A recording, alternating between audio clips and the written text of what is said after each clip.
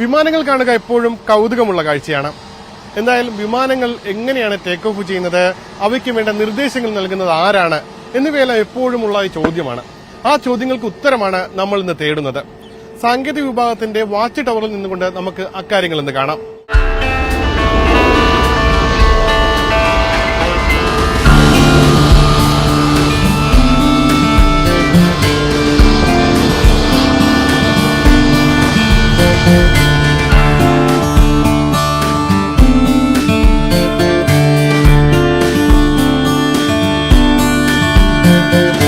എന്റെ പിന്നിൽ കാണുന്ന ഇവിടെയാണ് ATC കൺട്രോൾ ടവർ പ്രവർത്തിക്കുന്നത്. ഇതിനകത്തിരുന്നാണ് ഇത്തരത്തിൽ വിമാനങ്ങൾ ലാൻഡ് ചെയ്യാനും പോകുന്നതിനും വേണ്ടിയുള്ള നിർദ്ദേശങ്ങളെല്ലാം നൽകുന്നത്. അതിന് ഒരു വലിയ വിഭാഗം ജീവനക്കാരുമുണ്ട്. ഇനി നമ്മൾ അവരുടെ അനുഭവങ്ങളും അവരുടെ ജോലി രീതിയുമെല്ലാമാണ് കാണാൻ പോകുന്നത്.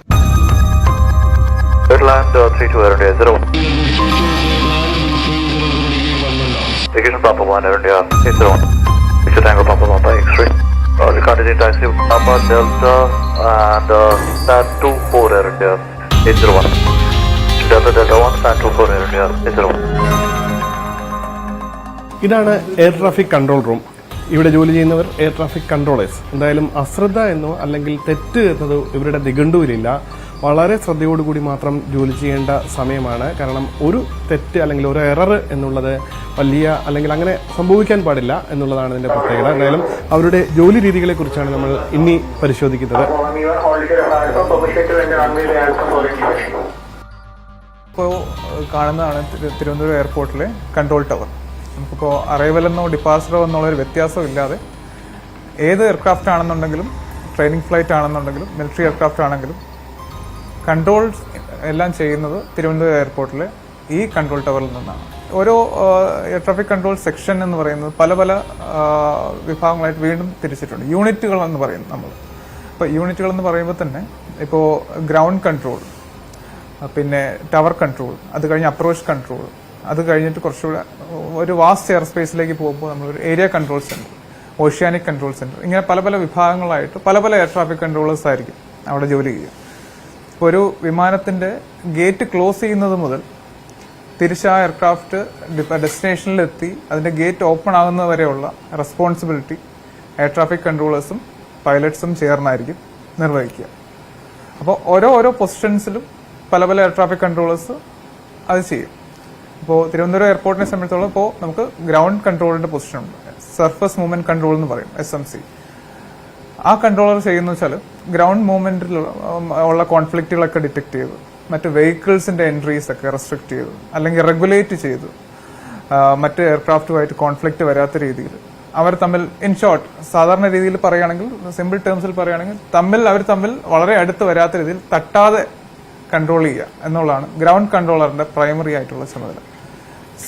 ആ ഒരു കൺട്രോളിംഗ് എന്ന് പറയുന്നത് റെസ്ട്രിക്റ്റഡ് ടു മാനുവറിംഗ് ഏരിയ, എയർക്രാഫ്റ്റുകൾ മാനുവേഴ്സ് ചെയ്യുന്ന ഏരിയ. ആ മാനുവറിംഗ് ഏരിയയുടെ കൺട്രോളാണ് ഗ്രൗണ്ട് കൺട്രോളർ ചെയ്യുക. ഗ്രൗണ്ട് കൺട്രോൾ കഴിഞ്ഞതിന് ശേഷം ഒരു എയർക്രാഫ്റ്റ് ഡിപ്പാച്ചറിന് പോകുമ്പോൾ ഗ്രൗണ്ടിന്റെ പൊസിഷനിൽ നിന്ന് ടാക്സി വേ എന്ന് പറയും. ടാക്സി വേയിൽ നിന്ന് is moving towards runway. Runway എന്ന് പറയുന്നത് ഒരു വളരെ സെൻസിറ്റീവായ ഒരു സ്പോട്ടാണ്. അവിടെ ലാൻഡിംഗ് ഉണ്ടാവാം, മറ്റ് എയർക്രാഫ്റ്റിന്റെ ടേക്ക് ഓഫ് ഉണ്ടാവാം, പിന്നെ ഓവർഫ്ലൈ ചെയ്ത് പോകുന്ന എയർക്രാഫ്റ്റുകൾ ഉണ്ടാവും, ഹെലികോപ്റ്റർ മൂവ്മെന്റ് ഉണ്ടാവും, ട്രെയിനിങ് മൂവ്മെന്റുകൾ ഉണ്ടാവും, അടുത്തടുത്തായിട്ട് എയർക്രാഫ്റ്റുകൾ ഓർബിറ്റ് ചെയ്തുകൊണ്ടിരിക്കുന്നുണ്ടാവും. അപ്പോൾ ഈ ടവർ കൺട്രോളർ എന്താ ചെയ്യുന്ന വെച്ചാൽ മറ്റ് അറൈവൽസിന്റെ പൊസിഷൻ അല്ലെങ്കിൽ മറ്റ് ഡിപ്പാച്ചറിന്റെ പൊസിഷൻ, ഇൻ ഷോർട്ട് മറ്റ് ട്രാഫിക്കിന്റെ മൂവ്മെന്റ് നോക്കിയതിന് ശേഷം റെഗുലേറ്റ് ചെയ്യുക, കൺട്രോൾ ചെയ്യുന്നു.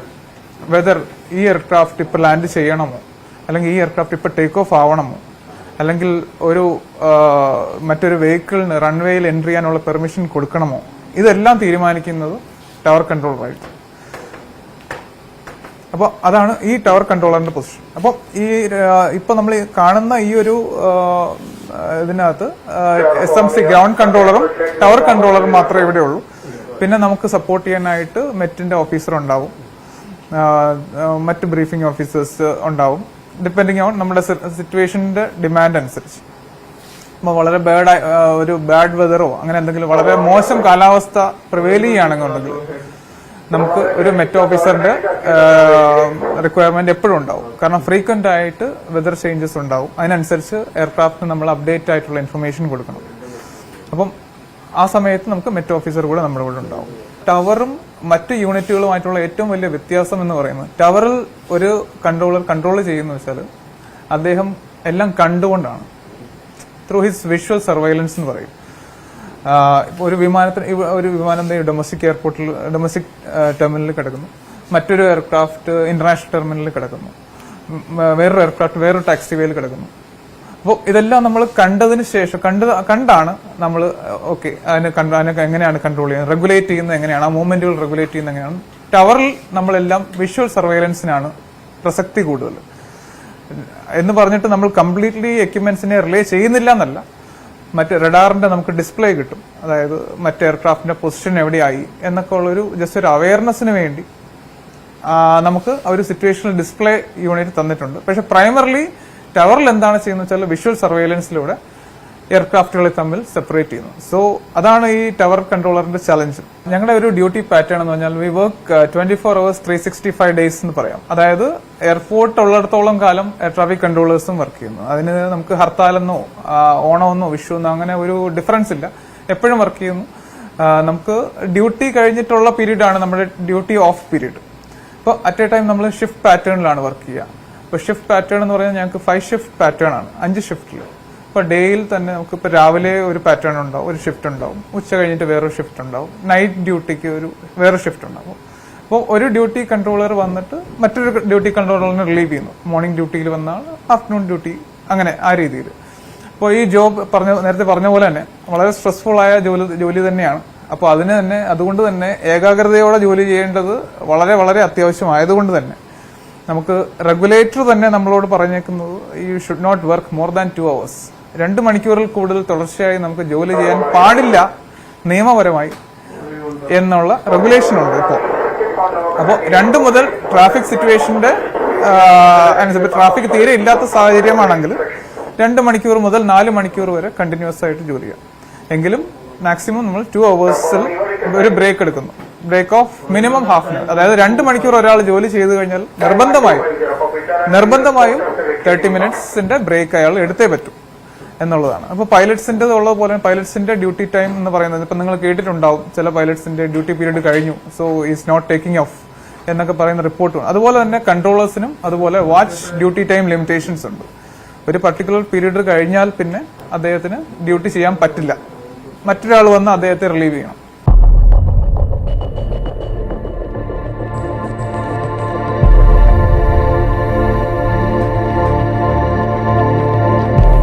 തിരുവനന്തപുരം വിമാനത്താവളത്തിന്റെ മുഴുവൻ കാഴ്ചകളും നമുക്ക് ഇവിടെ നിന്ന് കാണാനാകും. എന്തായാലും ആ കാഴ്ചകൾ എങ്ങനെയാണ് ഇപ്പോൾ നമ്മോടൊപ്പം ചേർന്നുള്ള, അതായത് ഈ വാച്ച് ടവറിനോട് ചേർന്നുള്ള ഭാഗമാണ് ഡൊമസ്റ്റിക് എയർപോർട്ട്. അതായത് പ്രാദേശികമായി പോകേണ്ട വിമാനങ്ങൾ, ഇന്ത്യക്കകത്തോടുന്ന മറ്റു വിമാനങ്ങളെല്ലാം പോകുന്നതും ടേക്ക് ഓഫ് ചെയ്യുന്നതും ലാൻഡ് ചെയ്യുന്നതുമെല്ലാം ഇങ്ങോട്ടേക്കാണ്. ഇവിടെയാണ് യാത്രക്കാരെ ഇറക്കി വിടുന്നത്. ഇവിടെ എത്തി ഈ വാഹനങ്ങൾ ഈ വിമാനങ്ങൾ ഇവിടെ പാർക്ക് ചെയ്ത ശേഷം ഈ കാണുന്ന ഈ പാർക്ക് ചെയ്യുന്നതിനിടയിലുള്ള ഭാഗത്തുകൂടി പുറത്തേക്ക് ഇറങ്ങാം, എയർപോർട്ടിന്റെ പുറത്തേക്ക് ഇറങ്ങാം. ഇവിടെ തന്നെയാണ് ഗ്രൗണ്ട് സ്റ്റാഫുകൾ, അതായത് വിമാനങ്ങൾ ലാൻഡ് ചെയ്യുമ്പോഴും പോകുമ്പോഴും ഗ്രൗണ്ട് സ്റ്റാഫുകൾ വേണ്ട നിർദ്ദേശങ്ങൾ നൽകും. അവരും ഗ്രൗണ്ട് സ്റ്റാഫും എല്ലാം അവിടെ തന്നെയാണുള്ളത്. കാർഗോസ്, അതായത് മറ്റു പാഴ്സലുകൾ എല്ലാം ഇവിടെ എത്തിച്ചാണ്, അതായത് ഡൊമസ്റ്റിക്കിൽ പോകേണ്ട പാഴ്സലുകൾ, അതായത് രാജ്യത്തിനകത്തുള്ള പ്രദേശങ്ങളിലേക്ക് പോകേണ്ട പാഴ്സലുകളെല്ലാം ഈ വിമാനങ്ങളിൽ തന്നെയാണ് കയറ്റി വിടാറുള്ളതും. ഇവിടെയാണ് ഈ ഡൊമസ്റ്റിക് വിമാനത്താവളത്തിന്റെ ഒരു ആകാശ കാഴ്ചകൾ. ഇതിന് സമീപത്തോട് ചേർന്ന് തന്നെയാണ്, അതായത് ഈ വിമാനങ്ങൾ ഇവിടെ നിന്ന് ടേക്ക് ഓഫ് ചെയ്യുമ്പോഴും ലാൻഡ് ചെയ്യുമ്പോഴും നേരെ റൺവേയിലേക്ക് എത്തിയ ശേഷം 2 ഭാഗങ്ങളിലേക്ക് തിരിയും. ഇങ്ങോട്ട് തിരിയുന്നവ നേരെ ഡൊമസ്റ്റിക്കിലേക്ക് വരും. ഇതിന് നടുക്ക്, അതായത് ഈ കുറച്ചുകൂടി മാറി വളരെ നീളത്തിലുള്ള ട്രാക്കാണ് റൺവേ. ഒറ്റ റൺവേ ഉള്ളൂ തിരുവനന്തപുരം വിമാനത്താവളത്തിന്. ആ റൺവേയിലാണ് ഡൊമസ്റ്റിക്കിലെയും ഇന്റർനാഷണലെയും വിമാനങ്ങൾ ലാൻഡ് ചെയ്യുന്നതും പോകുന്നതും. ഒപ്പം ട്രെയിനിങ് വിമാനങ്ങളുണ്ട്, അതായത് പൈലറ്റ് ട്രെയിനിങ് നൽകുന്ന ട്രെയിനിങ് വിമാനങ്ങൾ. ആ വിമാനങ്ങൾക്കും ഇറക്കാനുള്ള സൗകര്യവും ഇവിടെ ഒരുക്കി നൽകുന്നുണ്ട്. ഇതിന് ചേർന്ന് ഏറ്റവും അവസാനം ദീർഘദൂര കാഴ്ചകളിൽ നമുക്ക്, അതായത് ഈ റൺവേയും കഴിഞ്ഞ് തൊട്ട് നേരെ എതിർഭാഗത്തുള്ളതാണ് ഡൊമസ്റ്റിക് വിമാനത്താവളം. ഈ ഡൊമസ്റ്റിക് വിമാനത്താവളത്തിൽ എത്തുന്നവരും അവിടെ നിന്ന്, അതായത് ഡൊമസ്റ്റിക് ടെർമിനലിൽ നിന്ന് നേരെ എയർപോർട്ടിലുള്ള വിമാനത്തിലേക്ക് കയറിയ ശേഷവും അവ തിരിച്ച് ഈ റൺവേയിൽ എത്തി തന്നെയാണ് പോകുന്നത്. ഇതാണ് ഒരു ഒറ്റ കാഴ്ച, അതായത് ഡൊമസ്റ്റിക്കിന്റെയും ഇന്റർനാഷണൽ വിമാനത്താവളത്തിന്റെയും ചേർന്നുള്ള കാഴ്ച. ഇതോടൊപ്പം റഡാർ സിഗ്നലുകൾ നൽകാനുള്ള റഡാർ സംവിധാനങ്ങളിലൂടെയുണ്ട്. ഒപ്പം ഈ കാർഗോസ്, ഈ നമ്മുടെ വിമാനങ്ങൾക്ക് ഇന്ധനം നിറയ്ക്കാൻ വേണ്ടിയുള്ള ഇന്ധനം എത്തിച്ചു കൊടുക്കാനുള്ള വാഹനങ്ങൾ, ഇവയെല്ലാം ഈ റൺവേയിലൂടെയും ഈ പാർക്കിങ്ങിലൂടെയും എല്ലാം, റൺവേയിൽ കയറില്ല പാർക്കിങ്ങിലൂടെ എല്ലാം വരാറുണ്ട്. റൺവേയിൽ ചിലപ്പോൾ സാധാരണ വാഹനങ്ങൾ പോകുന്നത് പ്രത്യേക സാഹചര്യത്തിൽ മാത്രമാണ്. അതായത് ഏതെങ്കിലും തടസ്സം ഈ റഡാറിലോ മറ്റോ പെട്ട് കഴിഞ്ഞാൽ, അതായത് ലാൻഡിങ്ങിനോ ടേക്ക് ഓഫിനോ വിമാനങ്ങൾക്ക് തടസ്സം റഡാറിൽ വല്ലതും കാണിച്ചു കഴിഞ്ഞാൽ അതെന്താണെന്ന് നോക്കാൻ വേണ്ടി മറ്റു വാഹനങ്ങൾക്ക് ഈ റൺവേയിലൂടെ പോകാനുള്ള അനുവാദമുണ്ട്. ഇതാണ് തിരുവനന്തപുരം വിമാനത്താവളത്തിന്റെ ഒരു ആകാശ കാഴ്ച. ഈ ആകാശ കാഴ്ചയിൽ ഒപ്പം നമ്മൾ പറയേണ്ട മറ്റൊരു കാര്യം, ഇപ്പോഴും നിരവധി പക്ഷികൾ ഇതുവഴി പറന്ന് നടക്കുന്നുണ്ട്. അത് വലിയ ഇത്തരത്തിൽ വിമാനങ്ങൾ ലാൻഡ് ചെയ്യുമ്പോഴും പോകുമ്പോഴും എല്ലാം വലിയ അപകടങ്ങൾ ഒരുപക്ഷെ ഈ വിമാനങ്ങളിൽ ഇടിച്ച് അതിന്റെ അങ്ങനെ അത്തരത്തിൽ സംഭവിക്കാൻ സാധ്യതയുണ്ട്. അതുകൊണ്ട് തന്നെ പലപ്പോഴും തിരുവനന്തപുരം വിമാനത്താവളത്തിൽ നിന്നുള്ള വെടിയൊച്ചകൾ നമ്മൾ പുറത്തുനിന്ന് കേൾക്കും. അത് ഈ പക്ഷികളെ, പരുന്ത് അടക്കമുള്ള പക്ഷികളെ മാറ്റാൻ വേണ്ടിയാണ്. എന്തായാലും ഈ കാഴ്ചകൾ ഈ സ്ഥലങ്ങളിലാണ് നമ്മൾ കാണുന്ന വിമാനങ്ങൾ വന്ന് ഇറങ്ങുകയും പോവുകയും എല്ലാം ചെയ്യുന്നത്.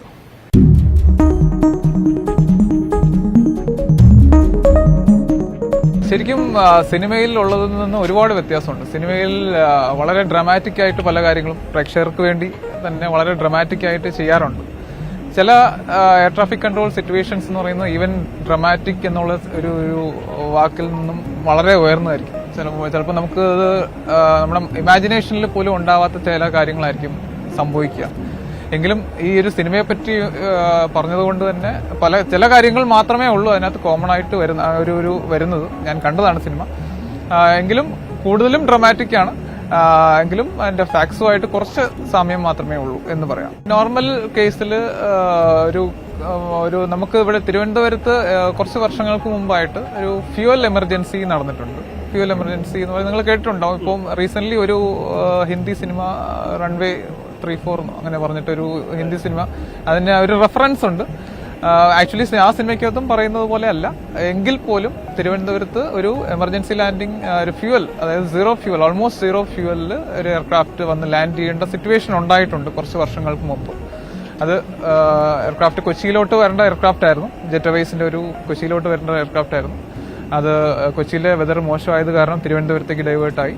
തിരുവനന്തപുരത്ത് അത് ലാൻഡിംഗ് അറ്റംപ്റ്റ് നടത്തി ഒന്നിലധികം തവണ, എന്നിട്ട് പറ്റിയില്ല. ഏറ്റവും അവസാനം അത് ലാൻഡ് ചെയ്യാൻ ശ്രമിച്ചു, ലാൻഡ് ചെയ്തപ്പോൾ fuel reserve was almost empty. അപ്പോൾ ഒരു എയർക്രാഫ്റ്റിന്റെ ഒരു ലാൻഡ് ചെയ്യുന്ന സമയത്ത് ഉണ്ടാവേണ്ട മിനിമം റിക്വയർഡ് ഫ്യൂവൽ എത്രയാണോ അതിൽ നിന്ന് താഴ്ന്ന ഒരു ലെവലിൽ അത് എയർക്രാഫ്റ്റ് ലാൻഡ് ചെയ്യേണ്ടി വന്നു പല സാഹചര്യങ്ങൾ കാരണം. അപ്പോൾ നമുക്ക് എമർജൻസി എന്ന് പറയുന്നത് കൊണ്ട് തന്നെ ഇപ്പോൾ എമർജൻസി നമുക്ക് പല രീതിയിലായിരിക്കും. ചിലപ്പോൾ ഇപ്പം ഞാൻ ഈ പറഞ്ഞ പോലെ ഫ്യൂവൽ എമർജൻസി ആവാം, അല്ലാതെ മറ്റെന്തെങ്കിലും എഞ്ചിൻ ഫെയിലിയർ ഉണ്ടാവാം, ലാൻഡിംഗ് ഗിയർ, ഒരു എയർക്രാഫ്റ്റിന്റെ ലാൻഡിംഗ് ഗിയർ എന്തെങ്കിലും ഇഷ്യൂ ഉണ്ടായി, ഈ കനോട്ട് ലാൻഡ് എന്ന് വെച്ചാൽ നമുക്കൊരു കൃത്യമായ ഒരു കോൺഫിഗറേഷനിൽ മാത്രമേ എയർക്രാഫ്റ്റിന് ലാൻഡ് ചെയ്യാൻ പറ്റൂ. ഓൾവേസ് നിങ്ങൾക്ക് ഇപ്പോൾ ശ്രദ്ധിച്ചിട്ടുണ്ടാവും, എയർക്രാഫ്റ്റ് എപ്പോഴും ബാക്ക് വീലിലായിരിക്കും വന്ന് ലാൻഡ് ചെയ്യുക. നോട്ട് ലാൻഡിങ് ഇങ്ങനെ ഫ്രണ്ടിൽ. നമ്മളിപ്പോൾ ചിലപ്പോൾ ഇങ്ങനെ ഫ്ലൈ ചെയ്യുമ്പോൾ ചിലപ്പോൾ ഇങ്ങനെ താഴ്ന്ന് പറക്കുമെങ്കിൽ പോലും ലാൻഡ് ചെയ്യുമ്പോൾ ഏറ്റവും ലാസ്റ്റ് ഫ്ലെയർ മാനുവേഴ്സ് ചെയ്ത് ലാൻഡ് ചെയ്യുന്ന സമയത്ത് അവരുടെ നോസ് വീൽ ഓട്ടോമാറ്റിക് കുറച്ചിങ്ങനെ പൊങ്ങി ബാക്ക് വീലായിരിക്കും എപ്പോഴും ലാൻഡ് ചെയ്യുക. അപ്പോൾ ഈ ലാൻഡിങ് ആൻഡ് ടേക്ക് ഓഫ് എന്ന് പറയുന്ന ആ ഒരു പീരീഡിൽ ആയിരിക്കും ഏറ്റവും കൂടുതൽ വിമാനങ്ങളുടെ അപകടം സംഭവിക്കാനുള്ള ഒരു സാഹചര്യം. അതുകൊണ്ട് തന്നെ ഈ കൺട്രോൾ ടവർ ആണ് ഏറ്റവും സെൻസിറ്റീവ് ആയിട്ടുള്ള ഒരു ലൊക്കേഷൻ എന്ന് പറയാൻ കാരണം കൂടി അതാണ്. ഏറ്റവും കൂടുതൽ ആക്സിഡൻറ്റ്സ് ഉണ്ടായിട്ടുള്ളതും ഉണ്ടാവാൻ സാധ്യതയുള്ളതും ലാൻഡിങ്ങിനും ടേക്ക് ഓഫിനും ഇടയ്ക്കാണ്. For obvious reasons. അത് വെതർ മോശമാവുന്നത് കാരണം ആവാം, അല്ലെങ്കിൽ മറ്റെന്തെങ്കിലും ഇഷ്യൂ, ടെക്നിക്കൽ ഫെയിലിയർ കൊണ്ടാവാം. അങ്ങനെ പല പല കാരണങ്ങൾ കൊണ്ട് ലാൻഡിങ്ങിന് ഇടയ്ക്കിൽ സംഭവിക്കും. കോഴിക്കോട് സംഭവിച്ച പോലെ, മംഗലാപുരത്ത് സംഭവിച്ച പോലെ അങ്ങനെ ഒന്നും ഉണ്ടാവാതിരിക്കട്ടെ. അങ്ങനെ ആ രീതിയിലുള്ള പല പല സംഭവങ്ങളും എവിടെ വേണമെങ്കിലും ഉണ്ടാവും. ചെറിയ എയർപോർട്ടെന്നോ വലിയ എയർപോർട്ടെന്നോ അതിന് വ്യത്യാസമില്ല. It can happen to any airport, to any aircraft എന്നുള്ളതാണ്. അപ്പം ആ രീതിയിലുള്ള എല്ലാ ഇവൻച്വാലിറ്റീസിനെയും, എല്ലാ എമർജൻസീസിനെയും ഹാൻഡിൽ ചെയ്യാനുള്ള ട്രെയിൻഡ് എയർ ട്രാഫിക് കൺട്രോളേഴ്സ് ആണ് എല്ലാ എയർപോർട്ടിലും ഇരിക്കുന്നത്. തിരുവനന്തപുരത്തും അങ്ങനെ തന്നെ.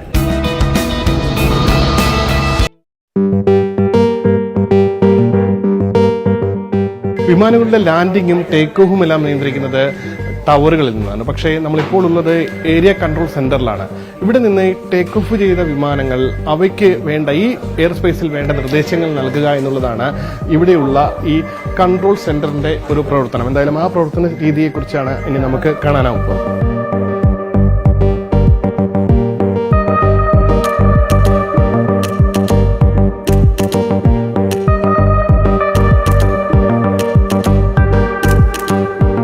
ഇത് ട്രിവാൻഡ്രം ഏരിയ ആൻഡ് അപ്രോച്ച് യൂണിറ്റാണ്. 2 യൂണിറ്റ് ഇവിടെ വർക്ക് ചെയ്യുന്നുണ്ട്. പ്രധാനമായിട്ടും സർവലൻസ് ആണ്. എയർ ട്രാഫിക് കൺട്രോളിൽ 2 രീതിയിൽ ചെയ്യാം. ഒന്ന് റഡാർ വഴി, അതിനെ സർവലൻസ് കൺട്രോൾ എന്ന് പറയും. അല്ലാത്തതാണെങ്കിൽ നമ്മുടെ വേറെ ടെക്നിക്കുകളുണ്ട്. പ്രൊസീജിയർ വൈസ് എവിടെയാണോ റഡാർ ഇല്ലാത്തത്, റഡാർ കവറേജ് ഇല്ലാത്തത്, ഈവൻ ഡീപ് സീ ലെവലിലൊക്കെ നമുക്ക് റഡാർ ചെയ്യാൻ ബുദ്ധിമുട്ടുണ്ട്. അങ്ങനെയുള്ള സ്ഥലങ്ങളിലൊക്കെ നമ്മൾ പ്രൊസീജിയറാണ് ഉപയോഗിക്കുന്നത്.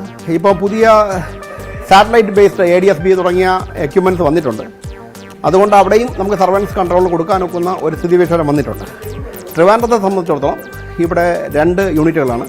ഒന്ന് ഇതാണ് approach control unit. Approach control unit പ്രധാനമായിട്ടും ട്രിവാൻഡ്രം ബേസ് ചെയ്ത്, ട്രിവാൻഡ്രം എയർപോർട്ട് ബേസ് ചെയ്ത് നിങ്ങൾ നേരത്തെ കണ്ട ടവർ പോലത്തെ എയറോഡ്രം കൺട്രോൾ പോലെയുള്ള ഒരു യൂണിറ്റാണ്. ഇത് ട്രിവാൻഡ്രത്ത് ലാൻഡ് ചെയ്യുന്ന എയർക്രാഫ്റ്റുകളെയും ട്രിവാൻഡ്രത്തു നിന്നുള്ള ഡിപ്പാർച്ചർ ആകുന്ന എയർക്രാഫ്റ്റുകളെയും പരസ്പരം സെപ്പറേറ്റ് ചെയ്യുന്ന ഒരു യൂണിറ്റാണ്. ഉദാഹരണമായി പറഞ്ഞാൽ ഇവിടെ നിന്ന് ഒരു എയർക്രാഫ്റ്റ് മുംബൈയിലേക്ക് പോവുകയാണ്. അത് ഒരു പ്രത്യേക ഫ്ലൈറ്റ് ലെവൽ ക്ലൈംബ് ചെയ്യുകയാണ്. അതേസമയം അവിടുന്ന് മുംബൈയിൽ നിന്ന് തന്നെ വേറൊരു എയർക്രാഫ്റ്റ് വരുന്നു, അല്ലെങ്കിൽ കൊച്ചിയിൽ നിന്ന് വേറൊരു എയർക്രാഫ്റ്റ് വരുന്നു, ട്രിവാൻഡ്രത്ത് വരുന്നു. അപ്പോൾ അത് ലാൻഡ് ചെയ്യുകയാണ്, അതപ്പോൾ അത് ഡിസെൻഡ് ചെയ്യുകയാണ്, അത് താഴ്ന്നു വരികയാണ്. അപ്പോൾ ഇത് ക്ലൈംബ് ചെയ്യുകയും അത് ഡിസെൻഡ് ചെയ്യുകയും ചെയ്യുന്ന അവസ്ഥയിൽ ഒരു കൺട്രോളർ അതിനെ സെപ്പറേറ്റ് ചെയ്യുകയാണ്. ഇതിൽ approach control unit surveillance control ആണ് ഇവിടെ നടത്തുന്നത്. അതായത് റഡാർ വച്ച് അല്ലെങ്കിൽ ADS-B തുടങ്ങിയുള്ള സർവലൻസ് എക്യുപ്മെന്റ്സ് വെച്ച് ചെയ്യുന്നതാണ്. മിസ്റ്റർ കാനു ഇദ്ദേഹം സീനിയർ മാനേജർ എയർ ട്രാഫിക് കൺട്രോളറാണ്. എയർ ട്രാഫിക് കൺട്രോൾ ഇദ്ദേഹം ഒരു സീനിയർ ആയിട്ടുള്ള ഒരു അപ്രോച്ച് കൺട്രോളറാണ്. ഇദ്ദേഹമാണ് ഇപ്പോൾ ഇവിടെ വന്നിട്ട് ഈ എയർക്രാഫ്റ്റുകളെ കൺട്രോൾ ചെയ്യുന്ന യൂണിറ്റിൽ ഈ സമയത്ത് ടേക്ക് ഓവർ ചെയ്തിരിക്കുന്നത്. പൈലറ്റ് കൺട്രോളുമായിട്ടുള്ള ഡയറക്റ്റ് ഇതാണ്. അത് നമുക്ക് ഉപയോഗിക്കുന്ന ഒരു വെരി ഹൈ ഫ്രീക്വൻസി ഉള്ള ഒരു ഫ്രീക്വൻസിയിൽ കൂടെയാണ് പോകുന്നത്. അത് നമ്മൾ ട്യൂൺ ചെയ്ത് ഇവിടെ വച്ചിട്ടുണ്ട്. അതോടൊപ്പം ഒരു എയർക്രാഫ്റ്റ് പുള്ളി ഇപ്പോൾ ഈ പൈലറ്റ് ഇപ്പോൾ ബോംബെയിൽ നിന്ന് വരികയാണെങ്കിൽ ആദ്യം അത് ചെന്നൈയിലെ കൺട്രോൾ അവിടുത്തെ ഫ്രീക്വൻസി ട്യൂൺ ചെയ്ത് വയ്ക്കും. അതിനോടുള്ള കൺട്രോളായിട്ട് പുള്ളിക്കാരൻ കമ്മ്യൂണിക്കേഷൻ നടത്തും. അത് കഴിഞ്ഞിട്ട് അവരുടെ പരിധി കഴിഞ്ഞിട്ട് ട്രിവാൻഡ്രത്തേക്ക് കൊടുക്കുമ്പം ചെന്നൈയിലെ കൺട്രോളർ പറയും കോൺടാക്ട് ട്രിവാൻഡ്രം, എന്നിട്ട് നമ്മുടെ ഇത് ഫ്രീക്വൻസി കൊടുക്കും. അപ്പോൾ അത് നമ്മുടെ FM റേഡിയോ ചെയ്യുന്ന പോലെ തന്നെ പുള്ളി അതിനെ ചേഞ്ച് ചെയ്തിട്ട് ഈ ഫ്രീക്വൻസിയിലേക്ക് വരുന്നതാണ്. എൻ്റെ അറിവിൽ വേണമെങ്കിൽ വേറൊരാൾക്ക് വേണമെങ്കിൽ അതിനെ ട്യൂൺ ചെയ്തിട്ട് വേണമെങ്കിൽ ഇൻഫ്ലുവൻസ് ചെയ്യാം. പക്ഷേ അങ്ങനെയാണെങ്കിൽ പോലും സെപ്പറേഷനിൽ വലിയ വ്യത്യാസം വരില്ല. കാരണം എല്ലാ എയർക്രാഫ്റ്റും എയർ ട്രാഫിക് ടിക്കാസ് എന്ന് പറയുന്ന എക്യുപ്മെൻറ്റ് വച്ചിട്ടുള്ളതാണ്. അതുകൊണ്ട് ഒരിക്കലും പരസ്പരം കൂട്ടിയിടിക്കാനൊക്കില്ല, ഡിസ്റ്റർബ് ചെയ്യാൻ ഒക്കുമെങ്കിൽ തന്നെ നമുക്ക് VHF ഫൈൻഡർ അങ്ങനെയുള്ള കാര്യങ്ങൾ വെച്ചാൽ എവിടെ നിന്നാണ് വരുന്നതെന്ന് പോയിന്റ് ഔട്ട് ചെയ്തിട്ട് അവിടെ നമുക്ക് അതിനെ ക്രിമിനൽ ലെവലിലേക്ക് എടുക്കാനൊക്കും. അതുകൊണ്ട് അത് ഇതുവരെ അങ്ങനെ നടന്നിട്ടില്ല. വളരെ അപൂർവമായിട്ടാണ് ലോകത്ത് തന്നെ നടന്നിട്ടുള്ളത്. എമർജൻസി എന്ന് പറയുമ്പോൾ എയർ ട്രാഫിക് കൺട്രോളിൻ്റെ എമർജൻസി ഉണ്ട്, പല തരത്തിലുള്ള എമർജൻസി ഉണ്ട്. ഒന്നെന്ന് പറയുന്നത് ഹൈജാക്ക് പ്രധാനമായിട്ടും, പിന്നെ എൻജിൻ ഫെയിലിയർ, ഇങ്ങനെയുള്ള പല കാര്യങ്ങളും വരുന്നുണ്ട്. അപ്പോൾ അതൊക്കെ കൺട്രോൾ ചെയ്യുന്നതിനുള്ള പ്രത്യേക ട്രെയിനിങ്ങും പ്രത്യേക ഇതും നമുക്ക് കിട്ടിയിട്ടുണ്ട്. അത് വെച്ച് ദൈവസഹായത്തിൽ നമ്മൾ വളരെ സമാധാനമായിട്ട് കൊണ്ടുപോവുകയാണ്. ഈ ഇടയ്ക്ക് വെച്ച് തന്നെ ഒരു ജെറ്റർ ബേസിൻ്റെ ഒരു എമർജൻസി ഉണ്ടായിരുന്നു. വളരെ സുന്ദരമായ രീതിയിൽ നമ്മുടെ കൺട്രോളേഴ്സ് അത് ചെയ്തു കഴിഞ്ഞു. അതുകൂടാതെ ഓക്കി ചുഴലിക്കാറ്റ് വന്ന സമയത്ത് നമ്മുടെ ഇവിടെ റഡാർ പോലും ഔട്ടായിരുന്നു. ഈ ADS-B എന്ന് പറഞ്ഞൊരു എക്യുപ്മെൻ്റ് ഉണ്ട് സർവലൻസ് ഉപയോഗിക്കുന്നത്. അതുപോലും ആ സമയത്ത് ഈ വരുന്ന നമ്മുടെ മിലിറ്ററി എയർക്രാഫ്റ്റ് ADS-B എക്യുപ്ഡ് അല്ല. അപ്പോൾ നമ്മുടെ കൺട്രോളേഴ്സ് വളരെ ബുദ്ധിമുട്ടി അതിനെ സെപ്പറേറ്റ് ചെയ്ത് നമ്മൾ അതിനെ ആ സെർച്ച് ആൻഡ് റെസ്ക്യൂവിന് വേണ്ടി നമ്മൾ സഹായിച്ചിട്ടുണ്ട്. ഇത് ബേസിക്കലി എയർ ട്രാഫിക് കൺട്രോളേഴ്സ് എന്ന് പറയുന്നത് സൈലൻറ്റ് ഹീറോസാണ്. അതെ, അൺസങ് ഹീറോസ് എന്നൊക്കെ പറയില്ലേ, അൺസങ് ഹീറോസാണ് നമ്മൾ ഇത് ചെയ്യുമ്പോൾ. ഇതാണ് അടുത്ത യൂണിറ്റ്. ഇതാണെങ്കിൽ റൂട്ട് സർവലൻസ് റഡാർ. അതായത് ഇത് കുറേ കൂടെ വൈഡർ ഏരിയ കവർ ചെയ്യുന്ന യൂണിറ്റാണ്. അതാണെങ്കിൽ ട്രിവാൻഡ്രം മാത്രം ബേസ് ചെയ്ത് 50 nautical miles around Trivandrum Trivandrum airport cover ചെയ്യുകയാണെങ്കിൽ ഇതാണെങ്കിൽ കുറേ കൂടെ വൈഡർ എയർപോർട്ട് ഇതാണ്. ഇതിനകത്ത് ഇവരെല്ലാവരും വളരെ ക്രൂഷ്യലായിട്ടുള്ള പങ്ക് വഹിക്കുന്ന കൺട്രോളേഴ്സാണ്. ഇത് ബേസിക്കലി ഇതൊരു റഡാർ യൂണിറ്റാണ്. അപ്പോൾ സർവലൻസ് അദ്ദേഹം വളരെ ബിസി ആയൊരു ട്രാഫിക്കാണ്. ഇത് കണ്ട കൂടുതൽ ഏരിയ ഉണ്ട്. ഈ ഗ്രീൻ ഹെഡുള്ളതെല്ലാം എയർക്രാഫ്റ്റുകളാണ്. ഒരു സൈഡിൽ നമുക്കാണെങ്കിൽ നമ്മുടെ ഒരു ബൗണ്ടറി എന്ന് പറയുന്നത്, അതായത് നോർത്ത് വെസ്റ്റേൺ റീജിയണിലെ ബൗണ്ടറി എന്ന് പറയുന്നത്, അതും വെസ്റ്റേൺ റീജിയണിൽ ബോംബെയാണ്. നമ്മുടെ നോർത്തേൺ സൈഡിലുള്ളതെന്ന് പറയുന്നത് ചെന്നൈയാണ്. ലോവർ ലെവലിൽ കൊച്ചിയാണ്. നമ്മുടെ സൗത്തിലാണ് വരുന്നതെങ്കിൽ അവിടെയാണെങ്കിൽ കൊളംബോ എയർ സ്പേസാണ്. പിന്നെ നമ്മുടെ ഈസ്റ്റേൺ സൈഡിലാണെങ്കിൽ ചെന്നൈ വരുന്നുണ്ട്. ഈ നോർത്ത് ഈസ്റ്റേൺ സൈഡിലാണെങ്കിൽ നോർത്ത് ഈസ്റ്റേൺ സൈഡിലും ബാംഗ്ലൂരും വരുന്നു. അപ്പോൾ നമ്മുടെ ഇവിടെ ഇപ്പോൾ നമ്മൾ ട്രിവാൻഡ്രം മാത്രം ബേസ് ചെയ്തുള്ള ഒരു ഇതല്ല, കൺട്രോളല്ല. ഇവിടെ കൊച്ചി ലാൻഡ് ചെയ്യുന്ന എയർക്രാഫ്റ്റും ഈ കൺട്രോളർ ട്രിവാൻഡ്രത്തിൽ നിന്ന് കൺട്രോൾ ചെയ്യുകയാണ്. അതൊരു പ്രത്യേക, അതായത് ഫ്ലൈറ്റ് ലെവൽ 255, അതായത് 25,500 അടി അതുവരെ ഇദ്ദേഹത്തിൻ്റെ കൺട്രോളിലാണ്. അത് കഴിഞ്ഞിട്ട് ഇദ്ദേഹം അത് കൊച്ചിക്ക് ഹാൻഡ് ഓവർ ചെയ്യും. അതേപോലെ തന്നെ കൊളംബോയിൽ നിന്ന് വരുന്ന ഡിപ്പാർച്ചറുകൾ, കൊളംബോയിലുള്ള അറൈവൽ കൺട്രോൾ ചെയ്യുന്ന ഇതാണ്. അദ്ദേഹം വളരെയേറെ ബിസിയാണ്. ഇദ്ദേഹത്തിൻ്റെ പേര് അജയ് MK. അദ്ദേഹം അവിടുത്തെ ഒരു സീനിയറായിട്ടുള്ള കൺട്രോളറാണ്, ഇൻസ്ട്രക്ടറാണ്. അടുത്തതുള്ളത് ഈ യൂണിറ്റ്. ഈ പർട്ടിക്കുലർ യൂണിറ്റ് എന്ന് പറയുന്നത് ഇത് ഒരു സപ്പോർട്ടിംഗ് യൂണിറ്റാണ്. ഇവിടെ റഡാർ കൺട്രോളറല്ല. ഇൻ കേസ് റഡാർ അൺസർവീസബിൾ ആവുകയാണ്, റഡാർ സർവീസ് ഫെയിലിയർ ആവുകയാണ്, അങ്ങനെയാണെങ്കിൽ ഇദ്ദേഹം അതിനെ ഞാൻ നേരത്തെ പറഞ്ഞ പോലെ പ്രൊസീജിയർ കൺട്രോളിലേക്ക് ടേക്ക് ഓവർ ചെയ്യും. പ്രൊസീജിയർ കൺട്രോൾ ടേക്ക് ഓവർ ചെയ്തിട്ട് അതിൻ്റെതായുള്ള മെത്തേഡുണ്ട്. അത് ഗ്രൗണ്ട് എയ്ഡഡ് എക്യുപ്മെൻറ്റ്സ് വെച്ച്, അതായത് very high frequency omni range, അതായത് VOR എന്ന് പറയുന്ന ഒന്ന്, അത് നിങ്ങൾ കണ്ടിരിക്കും അവിടെ ഗ്രൗണ്ടിൽ. അതേപോലത്തെ വേറെ കുറച്ചുണ്ട്. അല്ലാതെ തന്നെ ഇപ്പം ഇത് GNS based, GPS based separation വെച്ച് ഇദ്ദേഹം അതിനെ കൺട്രോൾ ചെയ്യുന്നുണ്ട്. ഇദ്ദേഹത്തിന് പിന്നെ ഇത് മിസ്റ്റർ അശ്വിൻ ഒരു സെക്കൻഡ്. ഇദ്ദേഹം മിസ്റ്റർ അശ്വിൻ, ഇദ്ദേഹം പ്രൊസീജിയർ കൺട്രോളറാണ് ട്രിവാൻഡ്രത്തെ. പിന്നെ വേറൊരു പ്രൊസീജിയർ കൺട്രോളറിന് തൽക്കാലത്തേക്ക് അദ്ദേഹം ഇത് കോർഡിനേഷനാണ്. ഇദ്ദേഹത്തിന് പറയുന്ന ആൽഫ കൺട്രോൾ മിസ്റ്റർ വിഷ്ണു. ഇത് വളരെ ക്രൂഷ്യലായിട്ടൊരു യൂണിറ്റാണ്. കാരണം ഇദ്ദേഹമാണ് കോർഡിനേറ്റ് ചെയ്യുന്നത്. കൊളംബോയ്ക്കുള്ള അറൈവൽ, കൊളംബോയുടെ ഒരു പർട്ടിക്കുലർ പോയിന്റിൽ എപ്പോൾ വരും, ഏത് ഡിസ്റ്റൻസിൽ വരും, ഏത് ഹൈറ്റിൽ വരും, ഏത് ടൈമിൽ വരും എന്നുള്ളത് ഇദ്ദേഹമാണ് കോർഡിനേറ്റ് ചെയ്യുന്നത്. അതോടൊപ്പം കൊളംബോ കൂടാതെ നോർത്തിലുള്ള മാംഗ്ലൂർ ആണെങ്കിലും, കൊച്ചി ആണെങ്കിലും, ചെന്നൈ ആണെങ്കിലും, ബാംഗ്ലൂർ ആണെങ്കിലും, ബോംബെയിലാണെങ്കിലും ഇദ്ദേഹമാണ് കോർഡിനേറ്റ് ചെയ്യുന്നത്. ഇദ്ദേഹത്തിനാണ് കോർഡിനേറ്റ് ചെയ്യുന്നത്. ഇത് ആൽഫ കൺട്രോൾ വളരെ ക്രൂഷ്യലായിട്ടുള്ള ഇതാണ്. പിന്നെ ഇപ്പോൾ നമ്മുടെ WSO work supervisory officer Pradeep Kumar sir വളരെ സീനിയറായ കൺട്രോളറിന് ബോംബെയിലും ബാംഗ്ലൂരും വർക്ക് ചെയ്തിട്ടുള്ള ഒരിതാണ്. അതേ ഇപ്പോൾ ടേക്ക് ഓവർ ചെയ്തിരിക്കുകയാണ് ചാനലിൽ.